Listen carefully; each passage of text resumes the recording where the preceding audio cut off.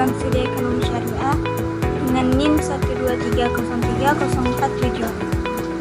Di sini saya akan menjelaskan materi tentang karya tulis ilmiah dan karya tulis non-ilmiah. Karya tulis ilmiah. Karya tulis ilmiah ini adalah gabungan dari 3 suku kata.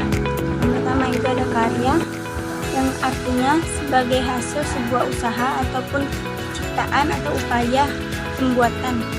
Yang kedua itu ada tulis. Tulis itu atau menulis artinya segala perbuatan yang terkait dengan huruf, angka, pena, atau media tulis lainnya. Dan yang ketiga itu ada ilmiah, yang berarti bersifat ilmu, secara ilmu pengetahuan atau memenuhi syarat kaidah ilmu pengetahuan.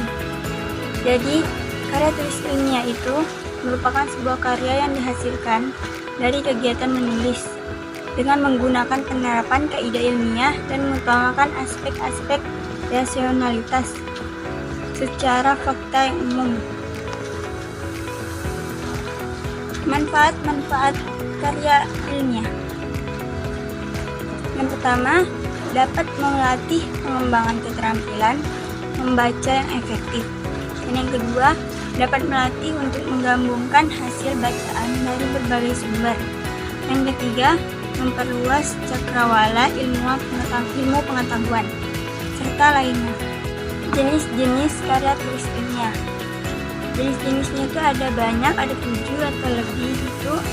Yang pertama ada artikel, yang kedua ada makalah, skripsi, work paper, tesis, dan disertasi. Dan cara membuat karya tulis ilmiah. Ada 5 cara. Yang pertama itu peristiwa, kita harus menentukan peristiwanya. Dan yang kedua ungkapan. Yang ketiga analisis. Yang keempat itu kesimpulan.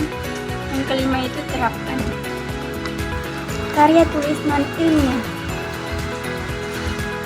Karya tulis non-ilmiah ini adalah karya tulis atau karangan tentang pengetahuan atau pengalaman sehari-hari kita yang bersifat subjektif, tidak terikat pada kaidah penulisan dan tidak terikat dengan fakta-fakta umum, serta menggunakan bahasa yang santai.